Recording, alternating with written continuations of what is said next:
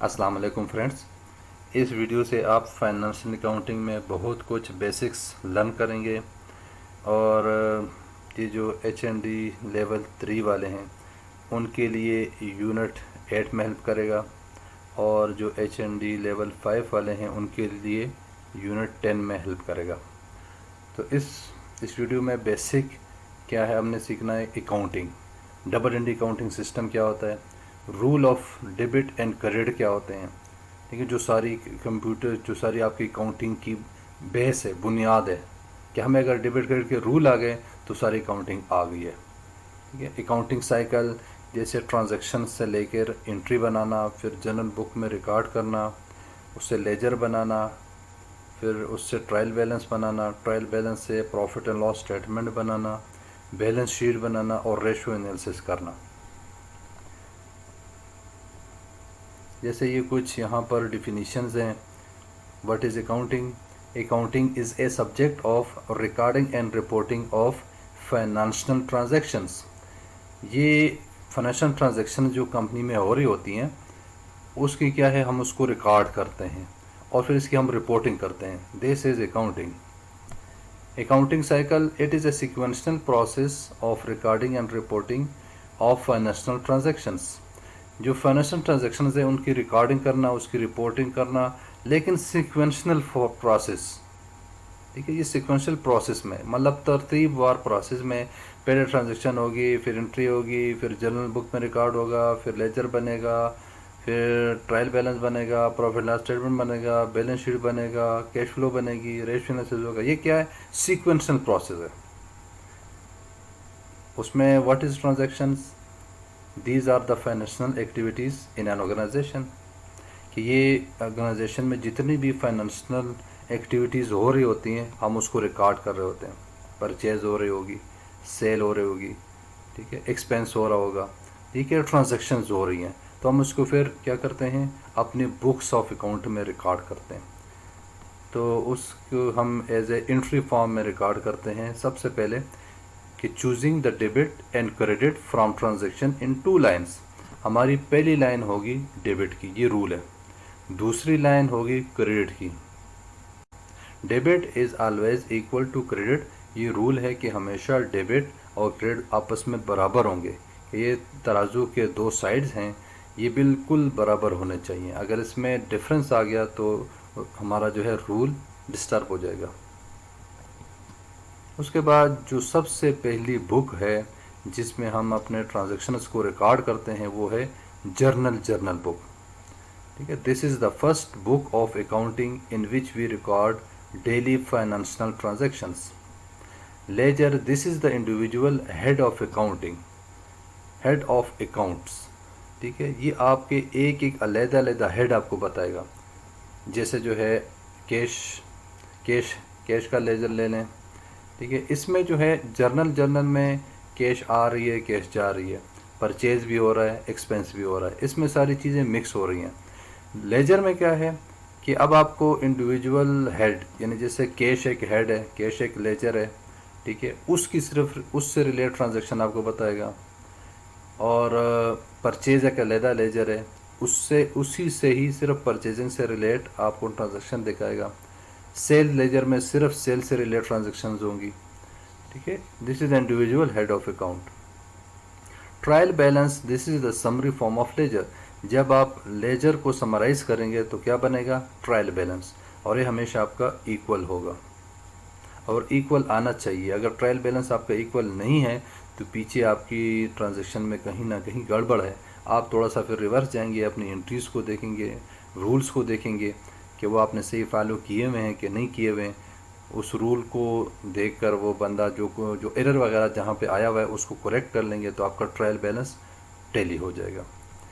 इस trial balance से हम आगे बनाते हैं income statement. This shows the profit और loss position in an organisation. कि ऑर्गेनाइजेशन को प्रॉफिट हुआ या लॉस हुआ, ये हमें कहाँ से पता चलेगा? इनकम स्टेटमेंट से पता चलेगा। ठीक है, और इनकम स्टेटमेंट में हमारे पास एक आता है ग्रॉस प्रॉफिट, एक आता है नेट प्रॉफिट। रूल ये है जब आप सेल से cost of goods sold less करते हैं तो उससे आता है ग्रॉस प्रॉफिट। ग्रॉस प्रॉफिट से जब आप लेस करते हैं अदर एक्सपेंसेस जैसे रेंट है, इलेक्ट्रिसिटी बिल्स है, एक्सेट्रा, तो फिर आता है नेट प्रॉफिट।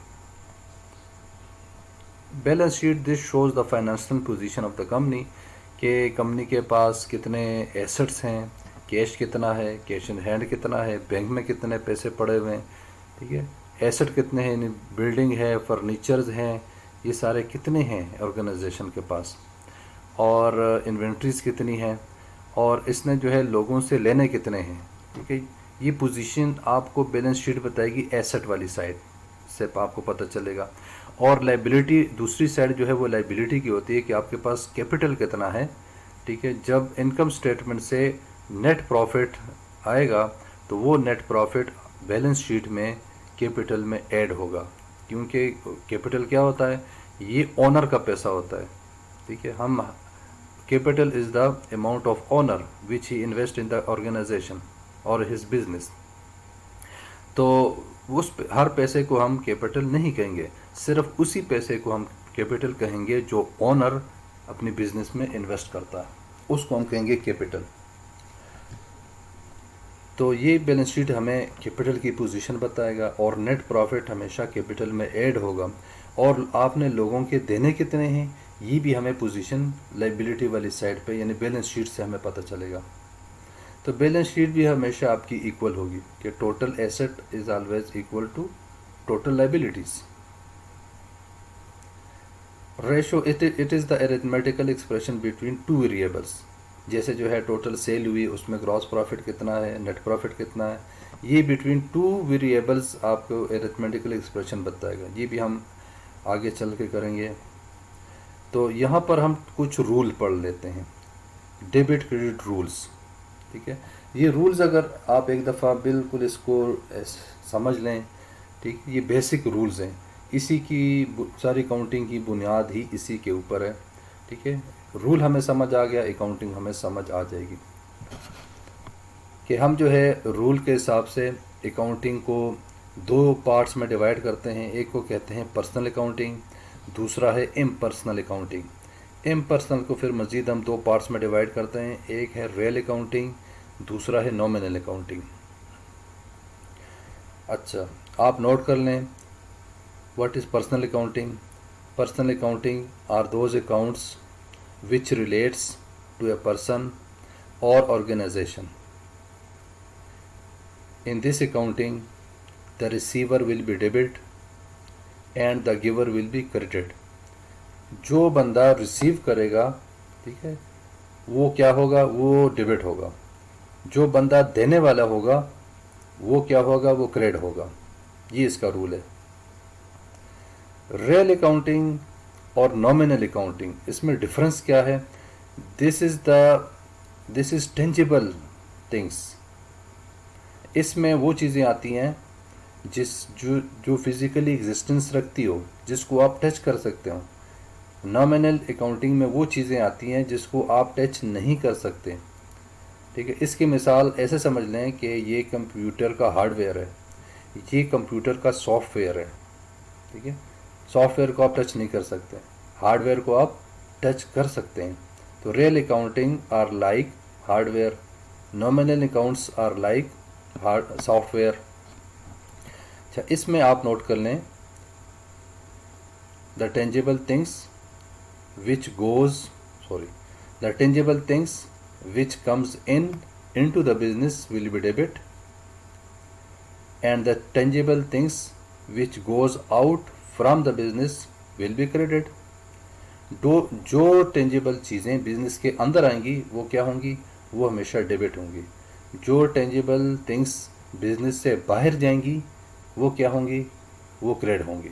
आपने जब भी सोचना है, एक जहन आपने रखना है, तो बिज़नेस को फोकस करना है, ठीक है, कि बिज़नेस में क्या आ रहा है, बिज़नेस से क्या जा रहा है, ठीक है। फिर आपको ये सारी चीज़ें समझ आ जाएंगी। फोकस किसको रखना है, बिज़नेस को रखना है। नॉमिनल अकाउंटिंग में expenses and losses will be debit, income और प्रॉफिट विल बी क्रेडिट, ठीक है। ये रूल आपने अभी याद करना है, ठीक है, इसको रिवाइज़ करना है ताकि ये आपको ये रूल याद हो जाए। उसके बाद जो है हम ये रूल है, ये भी बड़ा इम्पॉर्टेंट है कि कुछ एंट्रियाँ हमारे पास जो है होती हैं डेबिट नेचर बेसिस की, कुछ एंट्रियाँ होती हैं क्रेडिट नेचर बेसिस की, ठीक है। तो इसमें रूल क्या है, जो एसेट है, expenses, purchases, losses and drawings, इनका नेचर क्या है, ये डेबिट नेचर है, ये हमेशा डेबिट साइड पे आएंगी। जब ये इसको हम डेबिट करेंगे तो इसका क्या मतलब होगा कि कंपनी के इन चीज़ों में इंक्रीज़ आ रहा है, ठीक है। अगर एसेट को हम डेबिट करते हैं तो कंपनी का एसेट बढ़ रहा है, एक्सपेंस को हम डेबिट करते हैं तो इसका मतलब ये होगा कि कंपनी का एक्सपेंस बढ़ रहा है, परचेज़ को डेबिट करते हैं तो कंपनी का परचेज़ बढ़ रहा है, लॉस को अगर लॉस हमेशा डेबिट में आएगा। ड्राइंग्स वो पैसा होता है जो ओनर जो है अपने पर्सनल यूज़ के लिए बिजनेस से ड्रा करता है, उसको कहते हैं ड्राइंग्स, ठीक है। तो ये जब डेबिट पे होंगी तो इन चीज़ों में इंक्रीज़ आ रहा होगा, लेकिन अगर यही चीज़ें आप क्रेडिट में कर देंगे तो कंपनी के इन चीज़ों में डिक्रीज़ आएगा। फिर एसेट को अगर आप क्रेडिट साइड पे लिखेंगे तो इसका क्या मतलब होगा कि कंपनी का एसेट कम हो रहा है। एक्सपेंस अगर क्रेडिट साइड पे है तो इसका क्या मतलब होगा कि कंपनी का एक्सपेंस कम हो रहा है। परचेज क्रेडिट साइड पे है तो कंपनी की परचेजेस कम हो रही हैं, और क्रेडिट साइड पे, डेबिट साइड पे तो लॉस आएगा, और क्रेडिट साइड पे फिर हमेशा प्रॉफिट आएगा, ठीक है। तो डेबिट साइड पे लॉस और जो क्रेडिट साइड है वो आएगा फिर आपका प्रॉफिट। इसी तरह ये क्रेडिट नेचर वाली एंट्रीज़ हैं, लायबिलिटी हमेशा आपकी क्रेडिट होगी, कैपिटल क्रेडिट होगा, सेल्स क्रेडिट होगा, प्रॉफिट क्रेडिट में आएगा, रेवेन्यूज़ आपकी क्रेडिट में आती हैं। तो ये जब क्रेडिट साइड पे होंगी तो इसका क्या मतलब होगा कि कंपनी के इन चीज़ों में इंक्रीज़ आ रहा है जब ये क्रेडिट पे होंगी। क्या अगर लायबिलिटी क्रेडिट साइड पे आप लिखेंगे तो इसका क्या मतलब है कि लायबिलिटी बढ़ रही है। कैपिटल अगर क्रेडिट साइड पे है तो इसका क्या मतलब होगा कि कंपनी का कैपिटल बढ़ रहा है। इसी तरह सेल है, प्रॉफिट है, रेवेन्यू है, ये अगर क्रेडिट साइड पे हैं तो इसका मतलब ये होगा कि कंपनी के इन चीज़ों में इजाफा हो रहा है। लेकिन अगर यही चीज़ें डेबिट साइड पे आ रही हैं तो इसका क्या मतलब होगा कि कंपनी के लायबिलिटी में डिक्रीज़ आ रहा है, कंपनी के कैपिटल में डिक्रीज़ आ रहा है, कंपनी के सेल में डिक्रीज़ आ रहा है, प्रॉफिट में डिक्रीज़ आ रहा है, रेवेन्यू में डिक्रीज़ आ रहा है जब ये डेबिट साइड पे अगर लिखेंगे। ये रूल आपने खूब जो है इसको समझना है, बार बार पढ़ना है ताकि आपके जहन नशीन हो जाए। ये बेसिक है, ये बुनियाद है, यहाँ से ये चीज़ आपको समझ आ जाएगी, आपको सारी काउंटिंग समझ आ गई है, ठीक है। बेसिक रूल हमने समझना है। मैंने कुछ ट्रांजैक्शन आपके लिए बनाई हैं, ट्रांजैक्शन से हम एंट्रीज़ बनाएंगे, जर्नल बनाएंगे, ठीक है, उससे लेजर बनाएंगे, फिर ट्रायल बैलेंस बनाएंगे, बैलेंस शीट और profit and loss statement, balance sheet और रेशियो एनालिसिस करेंगे। तो ये कुछ ट्रांजैक्शन है कि mister A started business with capital of ₹1,00,000। Mister A ने 1,00,000 रुपये से कि उस कैपिटल अपने कैपिटल से बिज़नेस को स्टार्ट किया। परचेज ऑफ बिल्डिंग 50,000, ठीक है। अब उसमें से 50,000 का उसने बिल्डिंग परचेज़ कर दिया। परचेज ऑफ स्टोर इन्वेंट्रीज़ 20,000, अब 20,000 की उसने जो है कुछ स्टोर इन्वेंट्रीज परचेज़ की हैं। अब ये 20,000 में से उसने 15,000 की इन्वेंट्री सेल की हैं 30,000 में, और उसने जो आगे सैलरी पेड की है 5,000।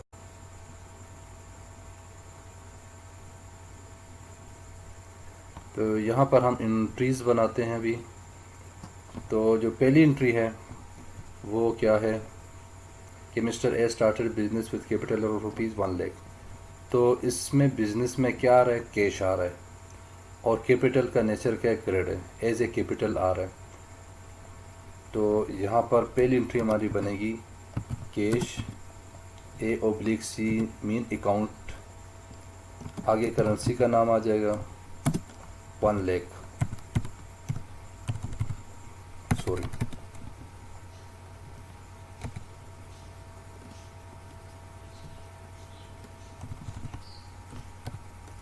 दूसरी एंट्री, इसके बाद आप थोड़ा सा टैब प्रेस करेंगे, कुछ स्पेसेस आगे लेके जाएंगे, ठीक है, तो वहाँ से आपकी क्रेडिट एंट्री होगी। ये क्या है, इस अकाउंट्स के आगे आप लिख दें D R. D R mean debit entry. यहाँ पर आ जाएगा कैपिटल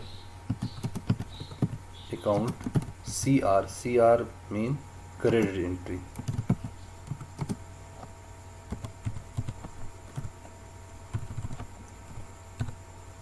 और नीचे आप नरेशन में लिख लेंगे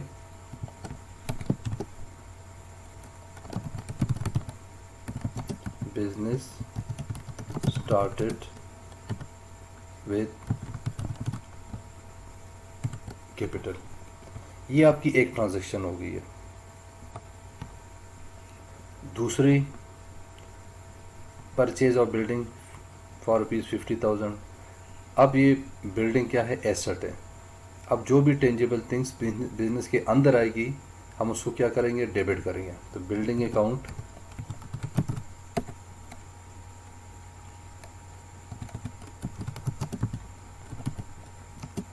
डेबिट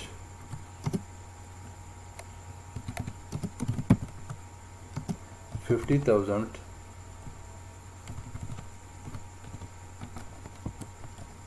एंड कैश आपसे जा रहा है तो cash account credit 50,000।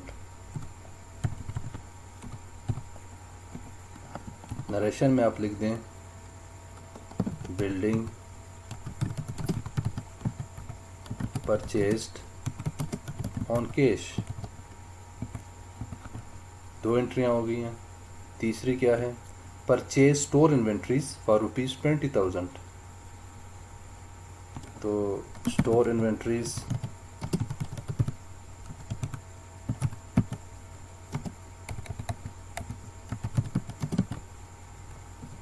Account debit ₹20,000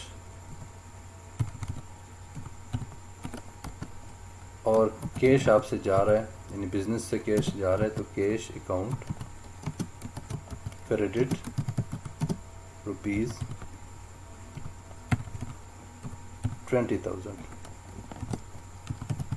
narration में आप लिख दें परचेज ऑफ स्टोर इन्वेंट्रीज।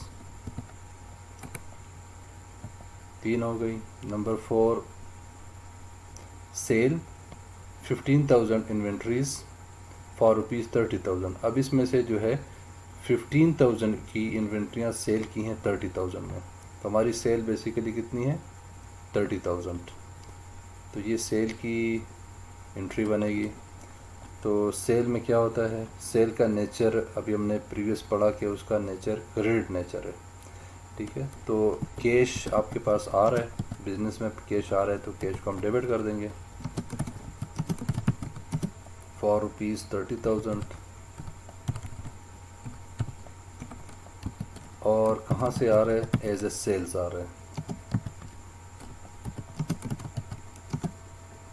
और सेल का नेचर भी क्या है, क्रेडिट नेचर है, इसलिए सेल हमेशा क्रेडिट पे आएगा और परचेज आपका हमेशा डेबिट पे आएगा।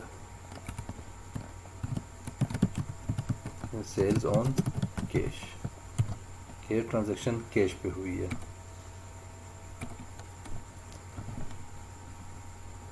Number 5, salary paid for ₹5,000।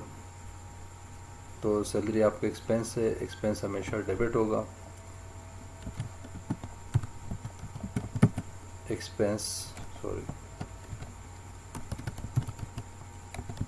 Salary expense account debit 5,000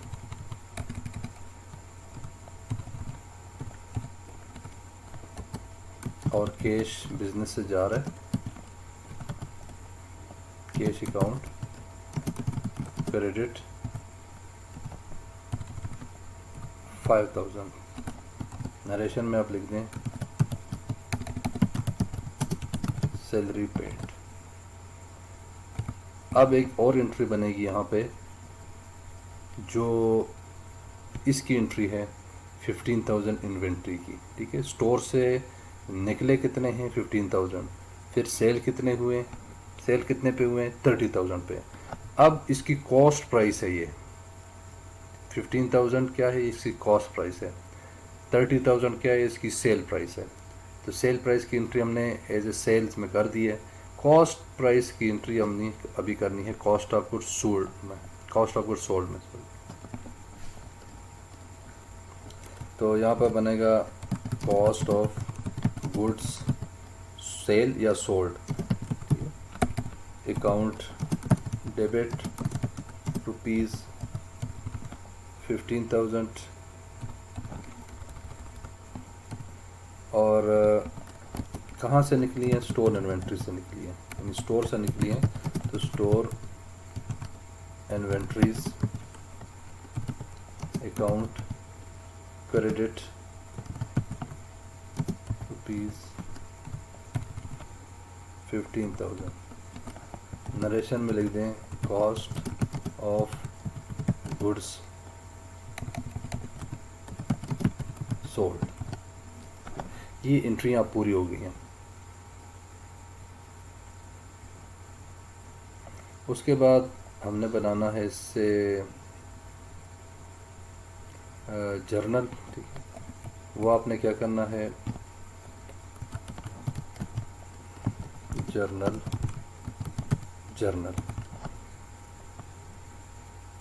तो वो आप कुछ ऐसे टेबल फॉर्म में बना लें तो थोड़ा इजी रहेगा।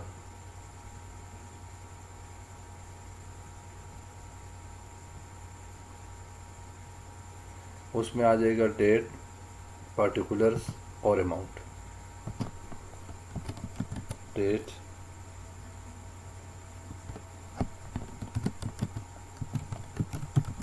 पार्टिकुलर्स, यहाँ पर एक कॉलम और बनेगा,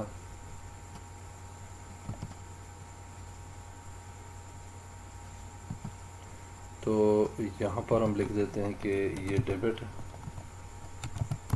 या क्रेडिट है। जैसे हमारी पहली एंट्री सपोज़ 1 जुलाई को है, तो यहाँ पर डेट आ जाएगी 1 जुलाई 20। पर्टिकुलर्स में क्या आएगा, जो हमारी पहली एंट्री थी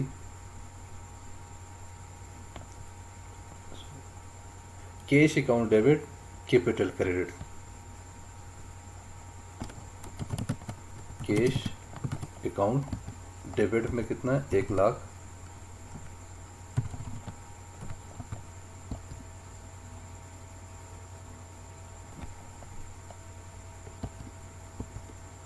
और कैपिटल अकाउंट क्रेडिट 1 लाख। उसके अंदर नरेशन आ जाएगी, जो ऊपर वाली नरेशन है वो यहाँ पे भी आ जाएगी। Business started with capital, business started with capital.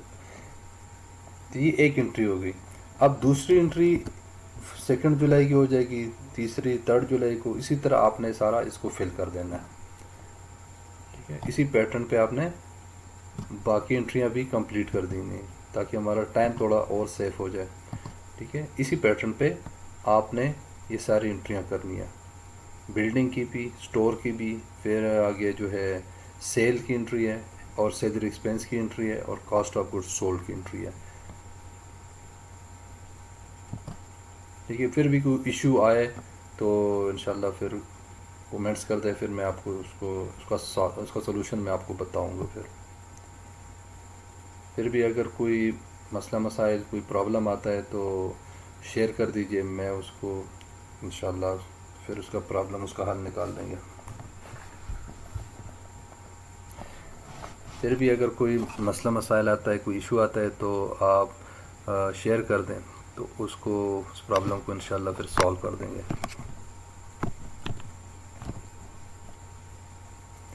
अच्छा, इसके बाद हमने लेजर बनाना है। तो लेजर हम थोड़ा सा वो भी टेबुलेशन फॉर्म में बनाएंगे ताकि आपके लिए इजी हो।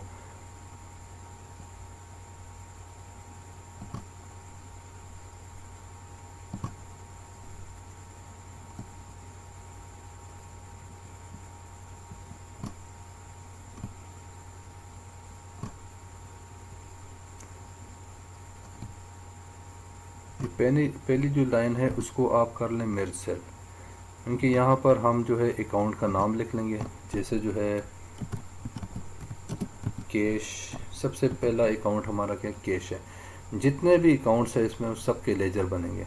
जैसे जो है यहाँ पे कैश अकाउंट है, फिर कैपिटल अकाउंटिंग है, फिर बिल्डिंग अकाउंट है, ठीक है, फिर कैश अकाउंट है, स्टोर अकाउंट है, कैश अकाउंट है। कैश अकाउंट सबके लिए, सब कैश के लिए एक अकाउंट चलेगा, क्योंकि अगर एक से ज़्यादा आते हैं तो वो एक ही लेजर में सारी एंट्रियाँ होंगी उसकी। तो यहाँ पर ये कैश अकाउंट है, मैंने इसको थोड़ा सा सेंटर किया ताकि, और यहाँ से हम इसकी जो है लाइनें थोड़ी सी हाइड कर लेते हैं ताकि हमारे पास इसका सही पैटर्न आ जाए। इसमें डिलीट, इरेज, ठीक है, ये वाली लाइन मैं इरेज कर लेता हूँ, इसको कर लेता हूँ और इसको कर लेता हूँ और एस्केप। उसके बाद जो कैश है, तो पहले हम कैश को फिल कर लेते हैं, कैश के लेजर को। पहली एंट्री में क्या है, कैश आपका डेबिट है, तो डेबिट साइड पे आप लिख दें 1,00,000।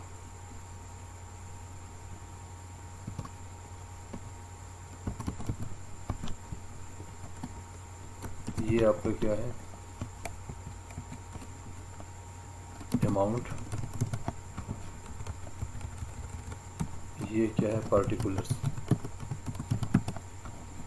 और इसी को आप कॉपी कर दें नेक्स्ट, अमाउंट्स और पार्टिकुलर। अब ये वाली जो साइड है ये क्या है, डेबिट,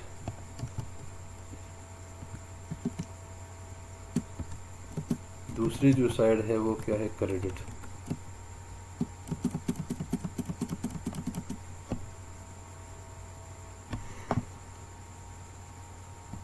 पहली एंट्री में कैश डेबिट है, तो आप इसके डेबिट में लिख दें 1,00,000।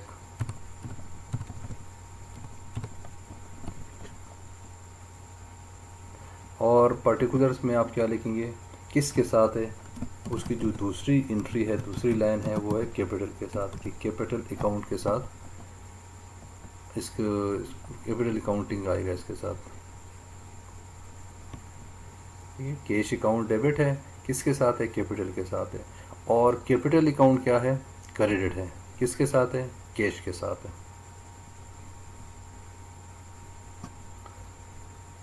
तो यहाँ पर हमारा दूसरा बनेगा, हम इसको कॉपी कर लेते हैं, Ctrl+C, और यहाँ पे आप कर दें V, और यहाँ पे चेंज हो जाएगा, आपके पास आ जाएगा कैपिटल।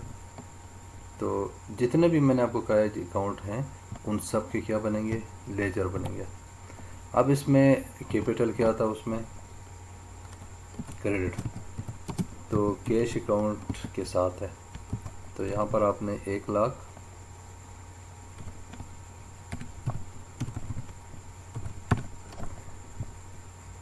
ठीक है। ये जितनी जितनी एंट्री आएंगी इसमें ऐड होती जाएंगी। अब हम लेजर बना रहे हैं, जितनी एंट्री आएंगी हम इसमें फिर डालते जाएंगे। तीसरा हम बना लेते हैं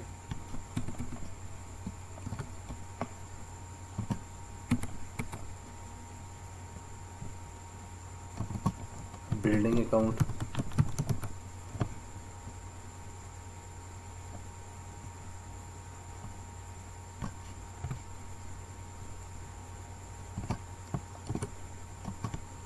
और बना लेते हैं, ये हो जाएगा आपका सेल्स अकाउंट,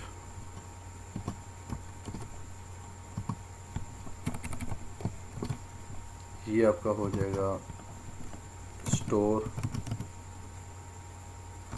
चलो हम इसको, स्टोर उससे पहले आएगा ना, तो हम इसको यहाँ पे लिख लेते हैं स्टोर इन्वेंट्री।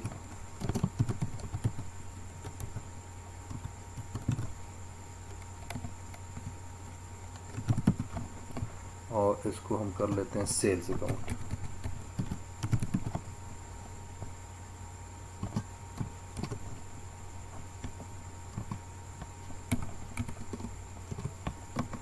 आगे है सैलरी एक्सपेंस अकाउंट और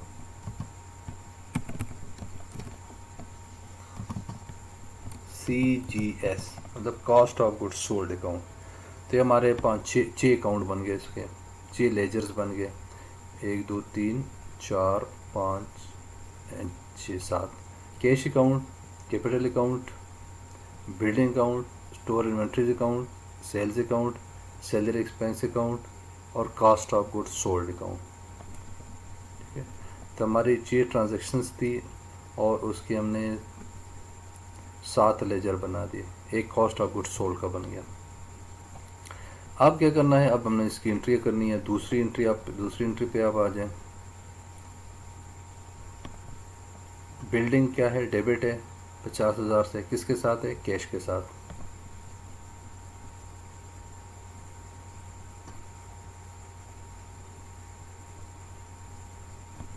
बिल्डिंग डेबिट है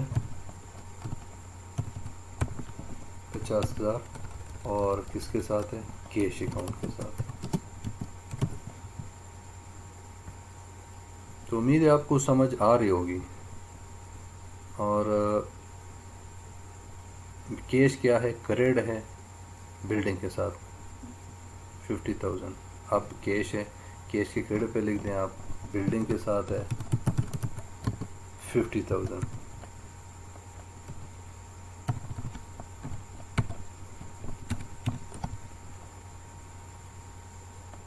ठीक है, 2 एंट्रियाँ हमारी मुकम्मल हो गई हैं।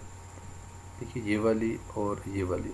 तीसरी एंट्री हमारी क्या है, स्टोर इन्वेंट्री डेबिट 20,000 और कैश के साथ है। तो store inventory debit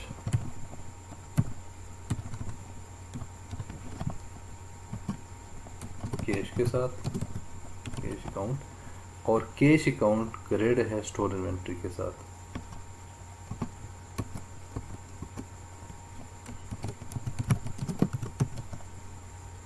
store inventory account के साथ 20,000।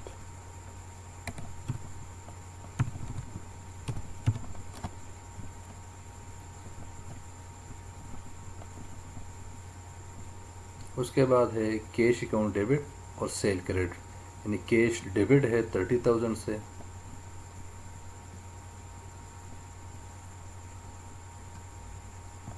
इनको मैं नीचे कर लेता हूँ ताकि हमारा लेजर्स का लेजर पेज बन जाए। मैं यहाँ पे लिखता हूँ कि ये सारे लेजर्स हैं।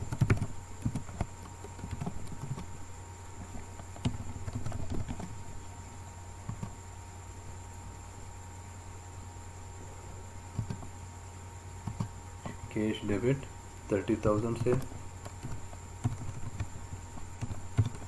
और सेल्स के साथ।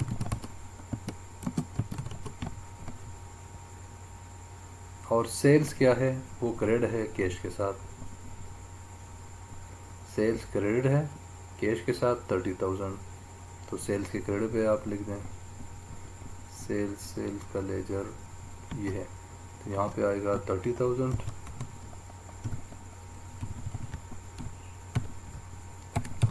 और कैश के साथ।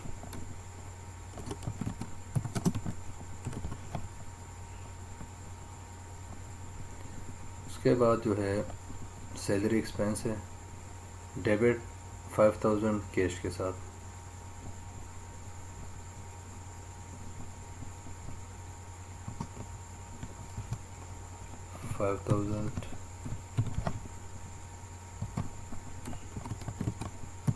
कैश के साथ,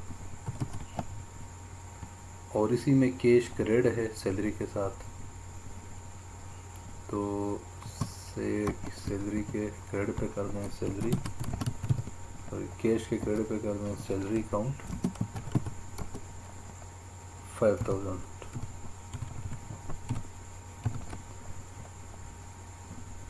उसके बाद हमारी आखिरी एंट्री जो है cost of goods sold debit 15,000, store inventory credit 15,000। तो cost of goods sold debit है 15,000 स्टोर इन्वेंट्री के साथ। तो यहाँ पर आप आ जाएं cost of goods sold debit है 15,000, इसके साथ cost of goods sold CGS cost of goods sold account के साथ, और सॉरी CGS तो ये है स्टोर इन्वेंट्री के साथ, और स्टोर इन्वेंट्री क्रेड है कॉस्ट ऑफ गुड्स सोल्ड के साथ। स्टोर इन्वेंट्री ये है तो इसके क्रेड पे आ जाएगा 15,000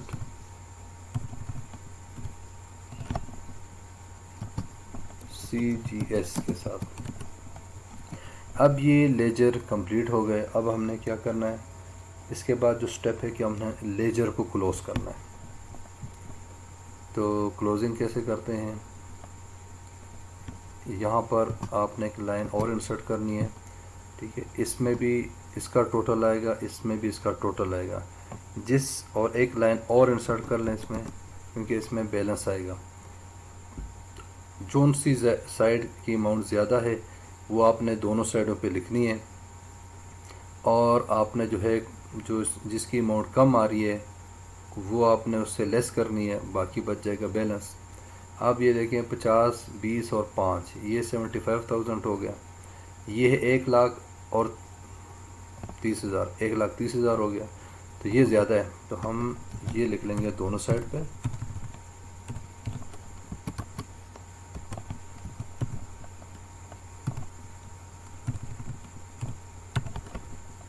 अब इसमें कितना ऐड करें कि 1,30,000 बन जाए, यानी 75,000 तो ये है। अब मज़ीद हमें कितना चाहिए कि 1,30,000 बन जाए, तो 75 में ऐड कर दें, 85, 95, फिर 5, आगे जो है 15, फिर 25, ये आपका बन गया 50, 55।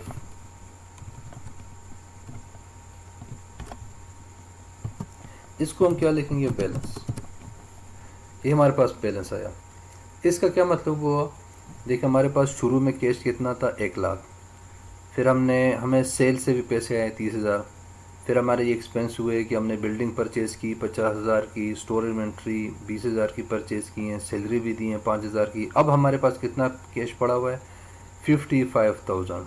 तो ये हमें कहाँ से पता चला, ये हमें लेजर से पता चला, ठीक है। जर्नल से हमें पता नहीं चलेगा कि इस वक्त हमारे पास कैश कितना बैलेंस पड़ा हुआ है, ठीक है। तो ये इसका लेजर का बैलेंस हमें, कैश का बैलेंस हमें कहाँ से पता चला, कैश के लेजर से पता चला।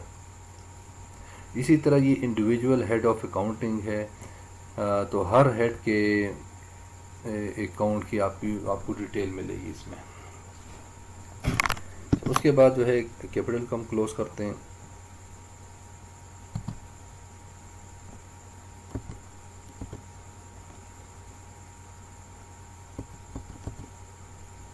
ये यहाँ पर अब इस साइड में कुछ नहीं है, ये वाली साइड की अमाउंट आप दोनों साइडों पे लिख लें, कि आप इसको कॉपी कर लें और यहाँ पे पेस्ट कर लें। अब ये जो है जितना अमाउंट है ये क्या है, ये बैलेंस हो जाएगा, क्योंकि वो तो है नहीं, तो ये सारा का सारा क्या हो जाएगा, बैलेंस हो जाएगा। तो ये इसका टोटल पूरा हो जाएगा। ये क्या है, टोटल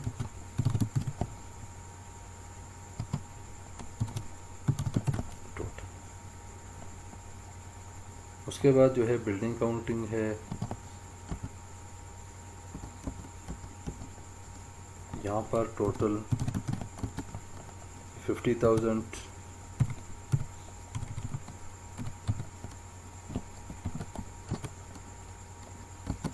तो यहाँ पर भी 50,000 और 50,000 ही बैलेंस आ जाएगा। उसके बाद जो है स्टोर इन्वेंट्री अकाउंट,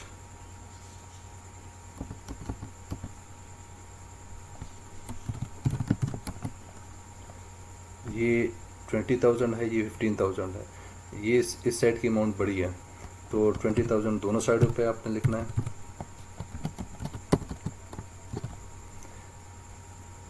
और यहाँ पे क्या आ जाएगा, 5,000 बैलेंस।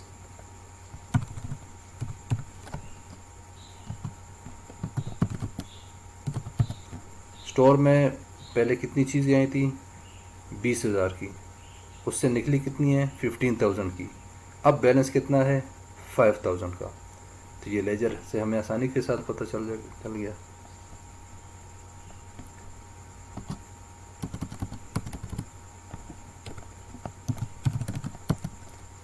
टोटल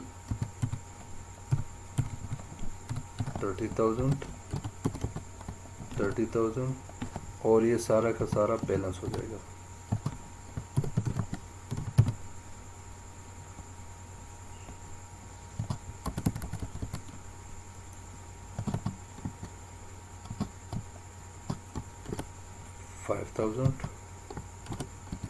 यहाँ पे 5,000 ये सारा का सारा बैलेंस हो जाएगा।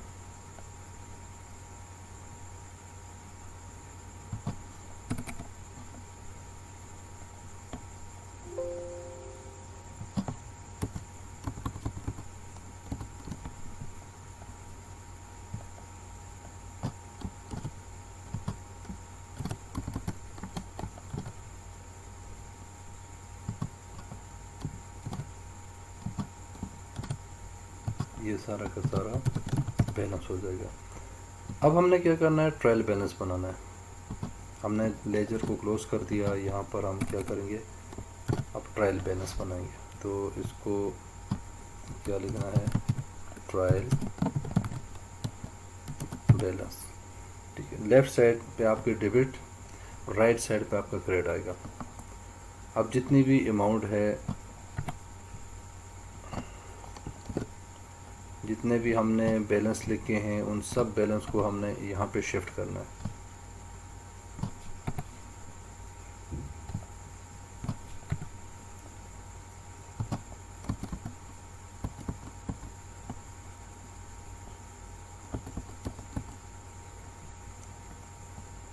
सबसे पहले शुरू करते हैं पहले वाले लेजर से।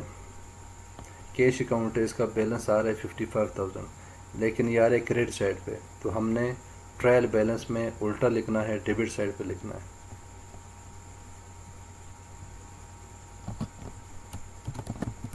Cash account 55,000।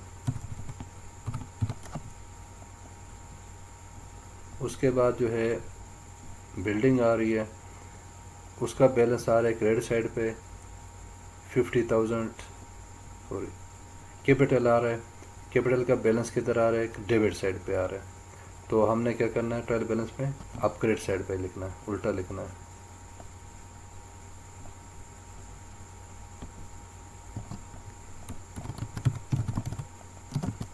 Capital account 1,00,000।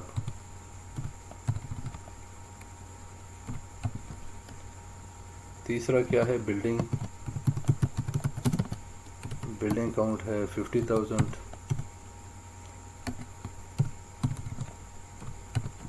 उसका बैलेंस आ रहा है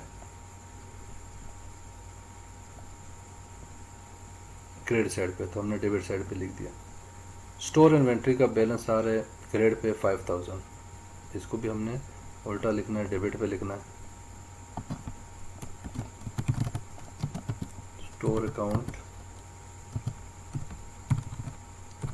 5,000। उसके बाद जो है सेल्स का बैलेंस आ रहा है डेबिट साइड पे 30,000, तो हमने ट्रायल बैलेंस में उल्टा लिखना है, क्रेडिट साइड पे लिख देंगे।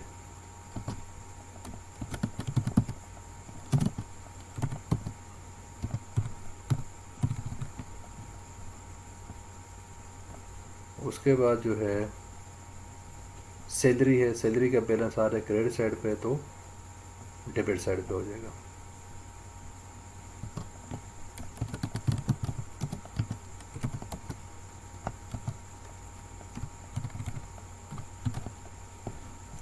और कॉस्ट ऑफ गुड्स सोल्ड है, इसका बैलेंस आ रहा है क्रेडिट साइड पे, तो हमने इसको भी डेबिट पे लिख देंगे।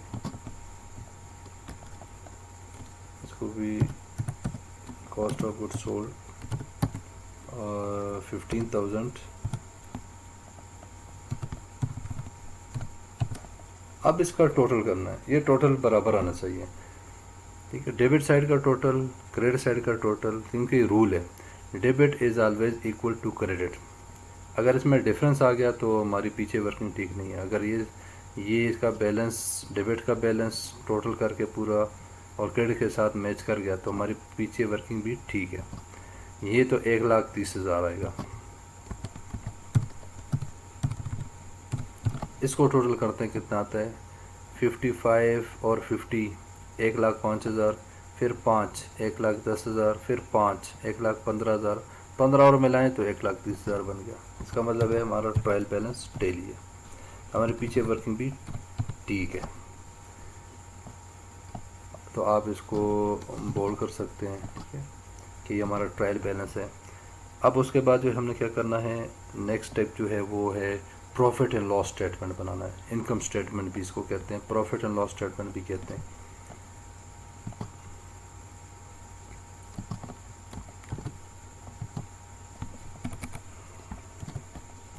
ठीक है, यहाँ पर मैं लिख लेता हूँ इनकम स्टेटमेंट। इसके लेफ़्ट साइड पे आएंगे आपके एक्सपेंसेस और राइट साइड पे आएंगे आपके रेवेन्यूज़, यानी इनकम्स जो आपके हैं।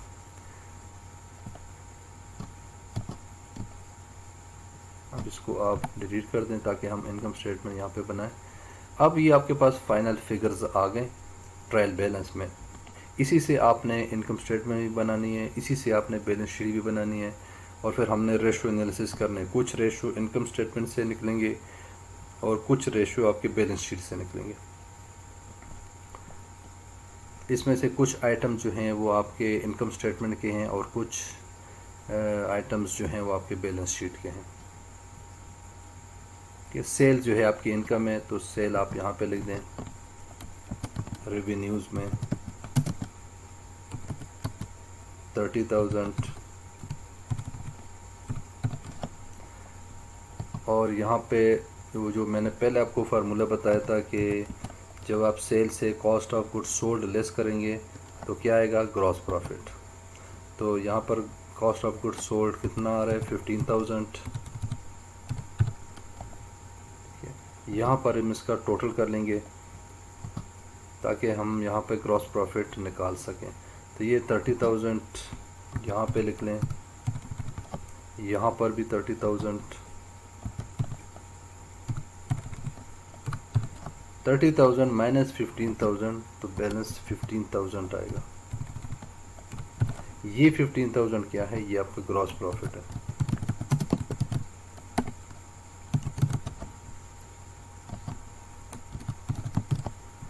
अब जो है इस ग्रॉस प्रॉफिट से हम अदर एक्सपेंसेस लेस करेंगे तो आएगा आपका नेट प्रॉफिट। जैसे मैं इसको यहाँ पे लिखता हूँ, ग्रॉस प्रॉफिट को, क्योंकि हमारी अब रेवेन्यू बन गई, इनकम बन गई है, ये हमें प्रॉफिट हो गया, तो हम रेवेन्यू वाली साइड पे इसको लिख लेंगे। इस कॉलम के इसको हम थोड़ा सा छोटा भी कर सकते हैं।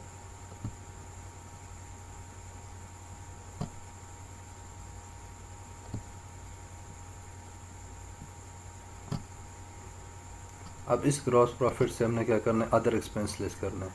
इसमें जो है अदर एक्सपेंस, सैलरी का एक एक्सपेंस है, वो हम इससे लेस कर देंगे। सैलरी एक्सपेंस अकाउंट वो है 5,000।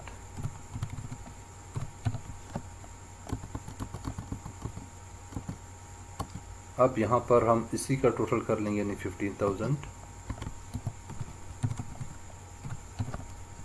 यहाँ पे 15,000 माइनस 5,000, 10,000 आएगा।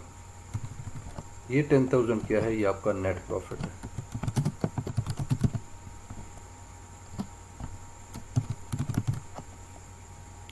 इसके बाद हम बनाएंगे, ये हमें प्रॉफिट हुआ, ग्रॉस प्रॉफिट हुआ 15,000 और नेट प्रॉफिट आया हमारा 10,000। अब हम बनाते हैं बैलेंस शीट।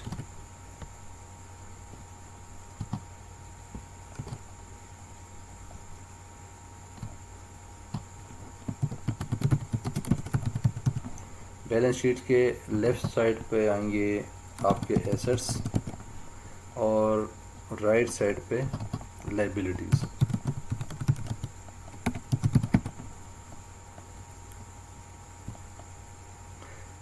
ये भी हमेशा इक्वल होना चाहिए, क्योंकि asset is equal to liabilities. Balance sheet आपका बैलेंस होना चाहिए।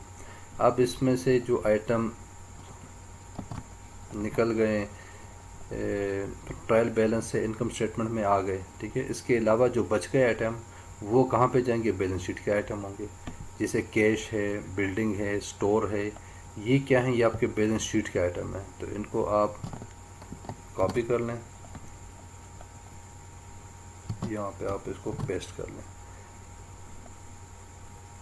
उसके बाद सैलरी और कॉस्ट ऑफ गुड्स सोल्ड ये हमारे इनकम स्टेटमेंट में आ गए थे। ये सेल भी हमारे इनकम स्टेटमेंट में आ गई। कैपिटल रह गया, तो कैपिटल को आप कॉपी कर लें। कैपिटल आपकी क्या है? लाइबिलिटी है। ये लॉन्ग टर्म लाइबिलिटी है, क्योंकि ये कंपनी के ऊपर रिस्पॉन्सिबिलिटी है, कंपनी की जिम्मेदारी है। जब भी बिज़नेस ख़त्म होगा तो ये ओनर का पैसा है, ये ओनर को वापस करेगा। ये बिज़नेस के ऊपर लाइबिलिटी है, तो हम इसको इसीलिए लाइबिलिटी साइड पे लिखते हैं इसको। कैपिटल 10,000। और मैंने आपको बताया था जो प्रॉफिट आया तो वो हम क्या करेंगे? कैपिटल में ऐड कर देंगे। नेट प्रॉफिट हमारा आया है 10,000, और अगर लॉस होता तो फिर क्या होता? हम इससे फिर लेस करते हैं। अब इसका टोटल करते हैं।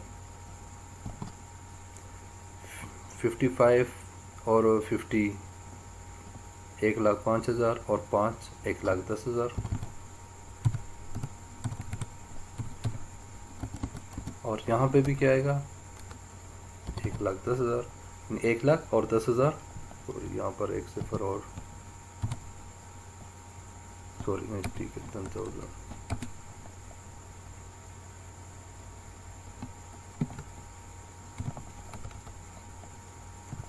ठीक है, तो 1,10,000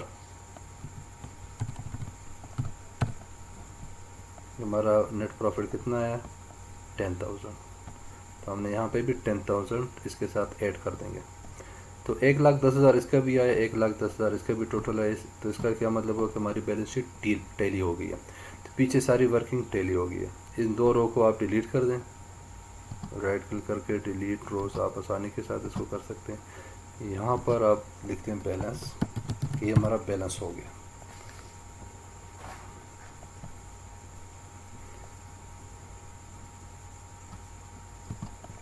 तो इसके बाद जो है हम बनाते हैं रेशो एनालिसिस। तो इसमें एक बनेगा gross profit ratio,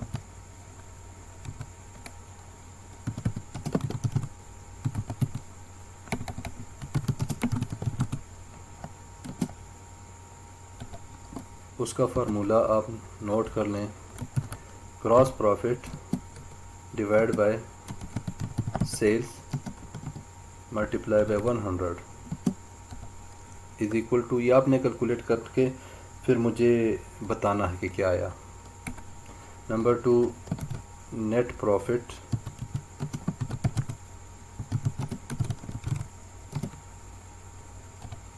ratio net profit divided by sales into 100 equal to this. उसके बाद turnover ratio, turnover किसको कहते हैं? सेल्स को भी कहते हैं।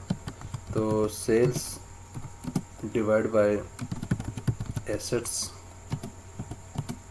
Into 100 is equal to, for current asset ratio, current asset CA mean current asset divide by current liability. ठीक है, तो आपके इसमें जो है करंट एसेट्स, जो करंट किसको कहते हैं? जो साल के अंदर अंदर यूज़ होते हैं। ठीक है, कैश आपका क्या है? ये तो आपका डेली के डेली भी यूज़ होता है, तो ये तो आपका है ही करंट एसेट। इसको बल्कि लिक्विड एसेट भी कहते हैं, ऐसा करंट एसेट है।